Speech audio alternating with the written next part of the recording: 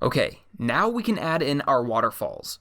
So the first thing we're going to do is we're going to add a new folder above our waterfall mountain folder, and we're going to call this folder waterfall.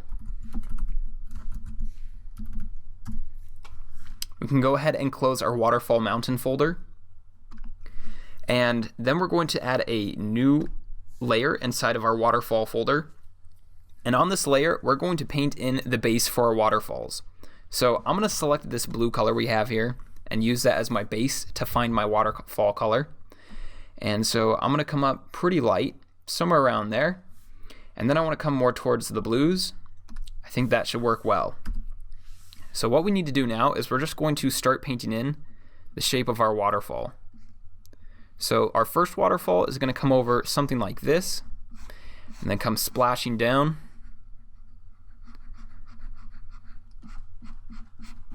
And we want to make sure we fill in the entire space.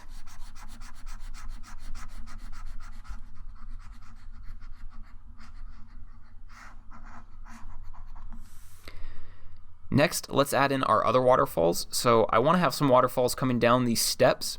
So I'm going to have it start here. Then I'll have another one fall down here. Then another one will fall down here. Then we can have one fall down over here.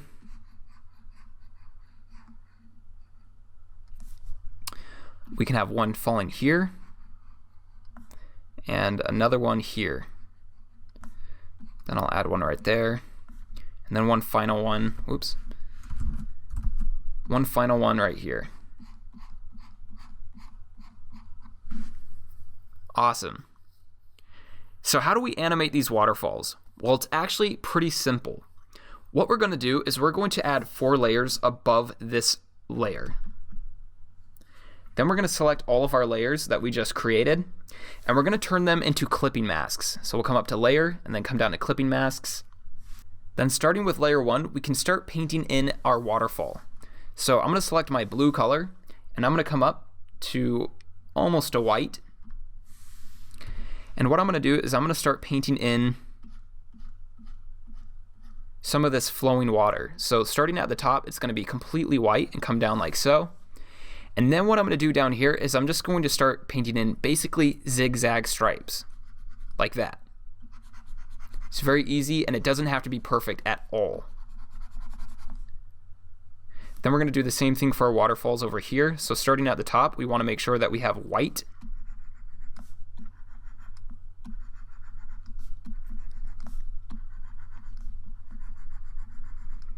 And then we're going to do the same thing, just add those zigzag lines. And on these smaller ones, you could even just make them straight lines across. I think it's a little bit more interesting if you kind of add a zigzag to it. Great. We just created the first frame of our waterfall. So let's go ahead and turn the opacity down on this layer to about 25%. So now we can still just barely see it. Now we're going to come up to our next layer, and we're going to paint in our next frame. Now the reason why we want to still see a little bit of that waterfall is so we can paint in between where our original falling water was. So anywhere where it's darker, we're going to paint in. So I'm going to paint in there, I'm going to paint in there, I'm going to paint in there, I'm going to paint in there. So basically we just inverted the pattern on the waterfall. And we also want to make sure that we still keep the tops of our waterfalls completely white. Now let's do the same thing over here.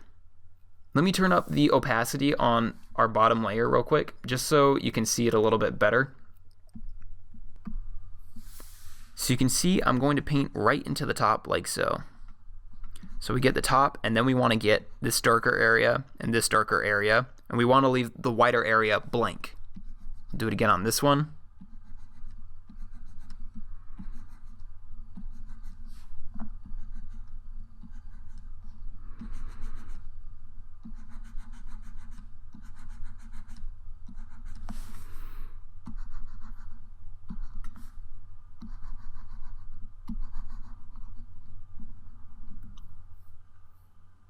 Awesome. Now let's come back down to our bottom layer and turn it back up to 100% so we don't forget. And then we can turn that layer off, and then let's come back up to our layer we just created, and we're going to bring that down to about 30% opacity so we can see it for our next frame.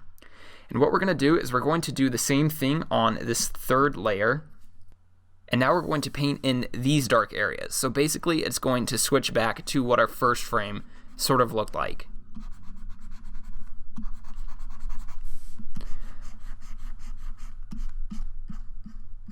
So just to explain this a little bit better, basically the position of these white zigzags are alternating from here to here and then back to here.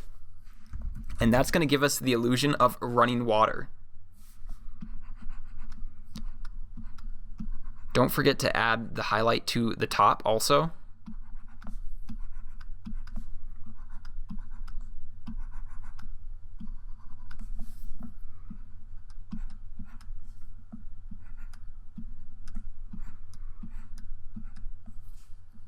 Great. Now let's go ahead and turn the opacity back up on our bottom layer. Then we can turn that off. Then we'll turn down the opacity on our third layer. And then let's finish up with our last frame, which is our fourth layer. So doing the same thing again, so we'll paint like so at the top of our waterfall, and then we're going to switch off. So now we're painting in the opposite area, which is the dark area.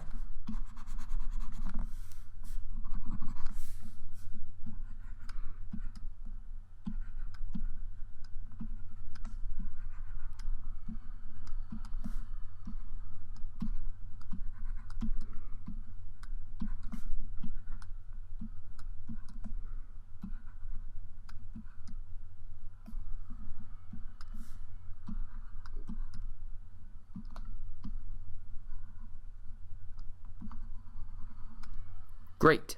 Now we just finished the last frame. So now what we can do is let's turn our bottom layer back up to 100% opacity. And let's turn all of our waterfall layers off. Now let's create a animation. So we're going to hit create frame animation, and then let's add 4 frames. So starting with frame 1, we're going to go ahead and turn on this frame 1 layer. Then we're going to move on to frame 2, and we can turn on frame 2 and turn off frame 1. Then we'll move on to frame 3, and we can turn off frame 1 and turn on frame 3.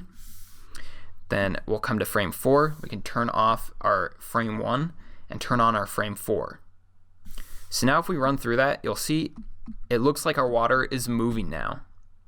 So let's make sure that our animation is set to play forever, and let's change these from 0 seconds to 0.1 seconds.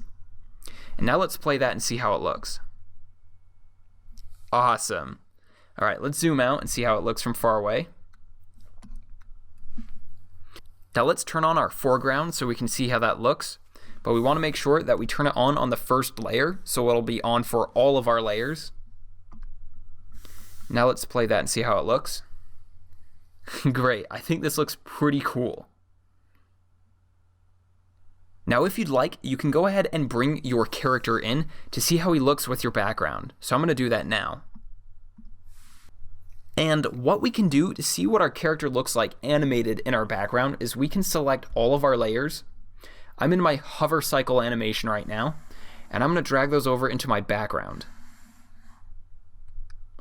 Now it's important to make sure that you add these to the top of all of your layers. And I'm going to add those into a new folder and call that character.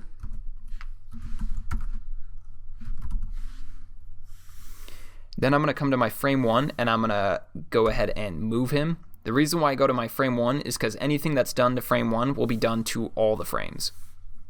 So I'm going to leave him right there. Then I'm going to open my folder back up.